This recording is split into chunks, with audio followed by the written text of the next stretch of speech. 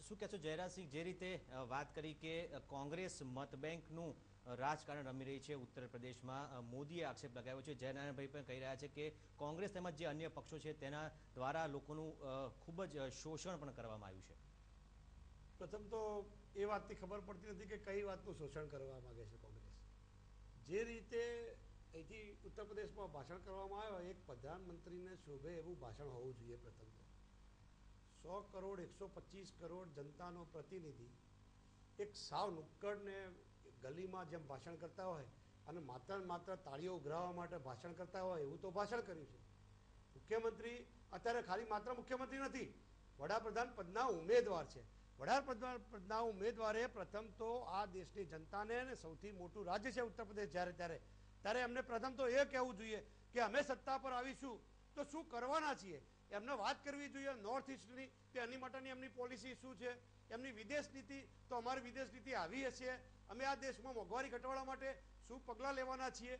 આવી વાત કરવા સિવાય આ તો માત્ર કોંગ્રેસને ગાળો દેવાની, ભાંડવાનું અને એક સાવ ટપોરીને ન શોભે એવી હર હંમેશ ભાષા વાપરવાની અને તાલીઓ ઉઘરાવવાની આ એક પદ્ધતિ છે. અને બીજી વાત, મુરબ્બી વડીલ જયનારાયણભાઈએ જે રીતે વાત કરી કે 10 વિધાનસભાના સભ્યો, હું એમને કહેવા માગું છું કે ઉત્તર પ્રદેશમાં 22 લોકસભાના સંસદ સભ્યો છે, પાર્લામેન્ટમાં 22 સંસદ સભ્યો છે જે ઉત્તર પ્રદેશનું પ્રતિનિધિત્વ કરે છે.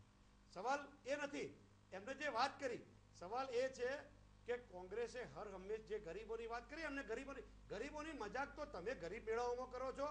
જે કામ ક્લાર્કે કરવાનું હોય, હાઈસ્કૂલની અંદર એક ક્લાર્કનું ને કારકુનનું જે કામ હોય એ તમે 12 મહિનાના ટોટલ મારી અને પછી ગરીબ મેળા કરી અને પાછું એ જ વ્યક્તિને જાહેરમાં ગરીબ માત્ર નહીં, ભિખારી હોય એવા સિક્કા મારી અને એનું જે અપમાન કરો છો અને મોટા પૂઠા ચીતરી અને જે ચેકની રકમો આપો છો, એના પછી તાલુકા પંચાયતોમાં, મામલતદાર કચેરીઓમાં, કલેક્ટર કચેરીઓમાં એ જે માણસની જે સ્થિતિ થાય છે ચેક મેળવવા માટે, 12 મહિના સુધી ચેકો મળતા નથી. એટલે એ સ્થિતિ પહેલા એની વાત કરવી જોઈએ કે અમારે ગુજરાતમાં આ સ્થિતિ છે. અને એમને કહ્યું કે કોંગ્રેસે સ્થિતિ કરી નથી. એમના મુખ્યમંત્રી કલ્યાણસિંહજી જ્યારે હતા ત્યારે એમને જે ભવાડા કર્યા હતા, એમની બેનપણી કુસુમ રાયથી ચાલુ કરી જેટલી વાતો બની હતી પછી એમને જ બદલવા પડ્યા હતા.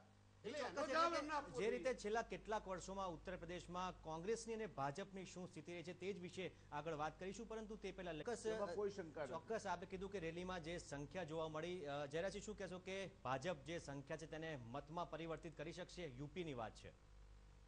કોંગ્રેસની મોટી રેલી, સોનિયાજી અને રાહુલજીની જ્યારે પબ્લિક મિટિંગ હોય છે ત્યારે 4-5 લાખ લોકો હોય છે.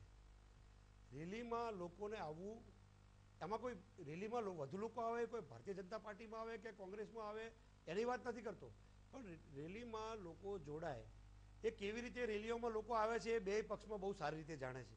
એટલે એની ચર્ચા કરીએ તો અત્યારે તમારો સમય બગડશે. એટલા માટે કે ભારતીય જનતા પાર્ટીએ તો પોતે જ જાહેર કરેલું છે કે અમે 800-200 આ રીતે હાયર કરેલી છે, અમે 15,000 રિક્ષાઓ પણ હાયર કરી છે. આ બધી જે મેનેજમેન્ટ સિસ્ટમ છે રેલીમાં ગેધરિંગ માટેની, લોકોને ભેગા કરવાની, એ બે પક્ષ સારી રીતે જાણે છે. પણ એના કરતાં હું સ્ટેટિસ્ટિકની વાત કરવા માગું છું કે જે યુપીમાં જ્યારે 1998માં આપે જ વાત કરી હતી કે અટલ બિહારી વાજપેયીજી જ્યારે હતા ત્યારે એમને સૌથી વધુ બેઠકો મળી, 57 બેઠકો. એટલે હિન્દુત્વનો જ્યારે હાઈએસ્ટ ઉન્માદ હતો, હિન્દુત્વને આ લોકોએ આખા દેશમાં જ્યારે સૌથી વધુ કોમી ઝેર રેડ્યું હતું ત્યારે સૌથી વધુ એમને 28% મતો મળ્યા હતા 1998માં. એના પછી 1999માં એમની સરકાર બની હતી ફરીથી, પણ મતની ટકાવારી ઘટી હતી અને 26% મત મળ્યા હતા. એના પછી 2004ની ચૂંટણી થઈ ત્યારે 22% મત મળ્યા અને છેલ્લે જ્યારે 116 બેઠકો આવી, 188 થી લઈને 116 બેઠક જ્યારે આવી ત્યારે એમને માત્ર 18% મત મળ્યા હતા. એટલે હવે એમનું આખું એસેન્ડિંગ ઓર્ડરમાં એમનો ટકાવારી ઘટે છે. હવે મને એ ખબર નથી ઘટી રહી છે, આપ કહો છો લાકડી લાવી દેવાના છે, ચોક્કસ ટકાવારી ઘટી રહી છે. જયનારાયણભાઈ, હું આનો જવાબ આપની પાસેથી લેવા માંગીશ, પરંતુ હાલ બ્રેક બાદ ફરી એકવાર આગળ વધારીએ અમારી આ વિશેષ રજૂઆતને. બ્રેક પહેલા જે રીતે વાત કરી તેમ યુપીમાં ભાજપની ટકાવારી, મતોની ટકાવારી સતત ઘટતી જઈ રહી છે.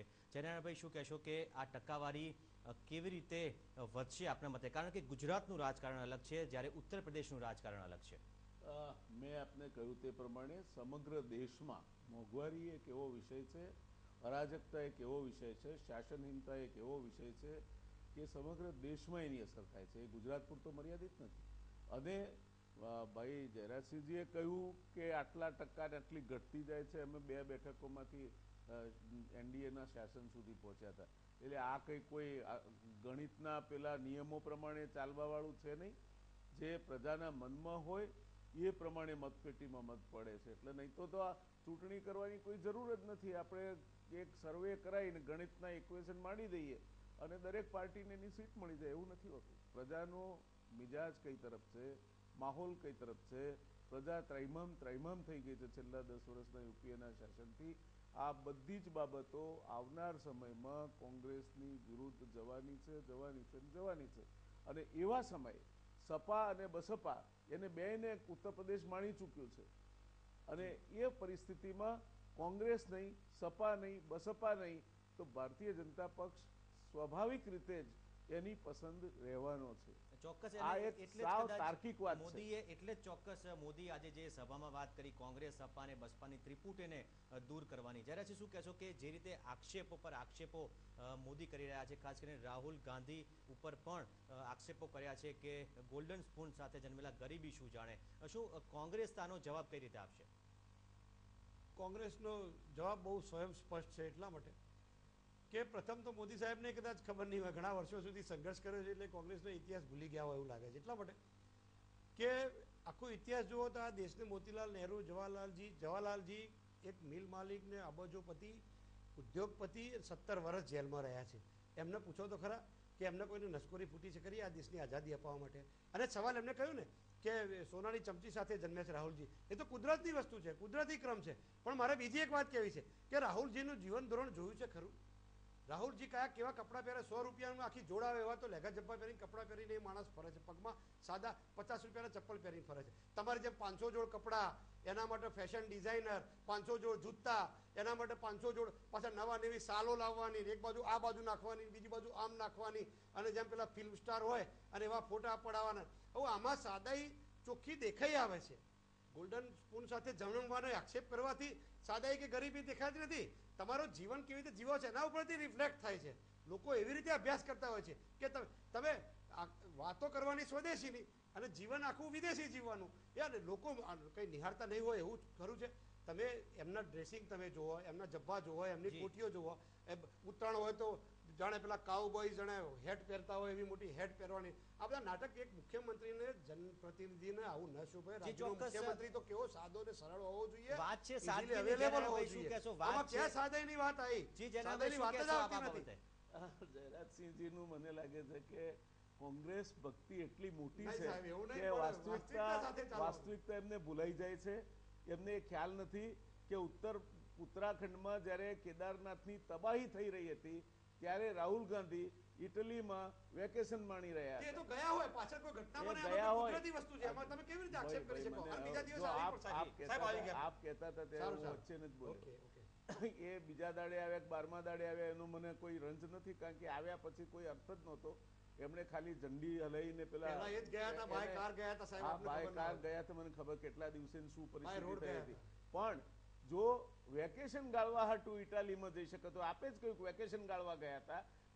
આ સાદગીને હું વંદન કરું છું કે વેકેશન ગાળવા આ દેશનો માણસ જે દાડે ઇટાલીમાં જઈ શકશે એ દાડે કોંગ્રેસની સાદગીને આપણે સલામ કરીશું. આ સાદગીના કોંગ્રેસના બેવડા ધોરણોનો આપણા વડાપ્રધાન રજા મૂક્યા વગર મનાલી જતા હતા એ વાત કરતા નથી. ભાઈ, મનાલીમાં કેમ જતા હતા, શાને માટે જતા હતા એ વાત કરવી જોઈએ મારે સાહેબ. નથી કેવું નેહરુજી તો અબ્દુલ્લાના મહેમાન બનીને અરે બનતા હતા, પણ આપણે આપણી વાતે કરવી પણ એટલે વાજપેયીજી ક્યાં રોકાતા હતા? એ કરવા જેવું નથી. કોંગ્રેસના આપણે નહીં શોભન, મને નહીં શોભન, એટલે આપણે કિલોમીટર વાત ના કરીએ કોંગ્રેસના છીએ. નેતાઓએ શું કર્યું છે એ દેશની પ્રજા બહુ સારી રીતે જાણે છે.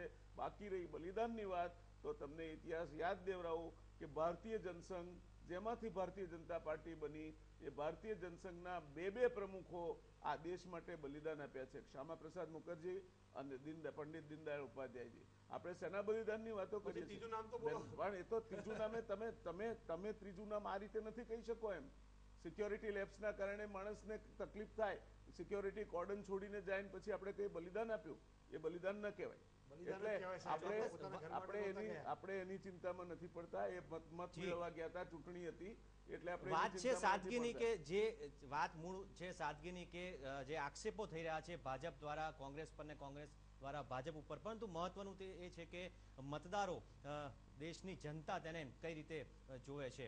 તો આ મોદીનું મિશન 80 ઉપરની હતી અમારી આ વિશેષ રજૂઆતમાં જોડાયા હતા જયનારાયણભાઈ અને જયરાજસિંહભાઈ. આપ બંનેનો ખૂબ ખૂબ આભાર. તો આ હતી અમારી વિશેષ રજૂઆત. વધુ સમાચારો માટે આપ જોતા રહો TV9 ગુજરાત. નમસ્કાર.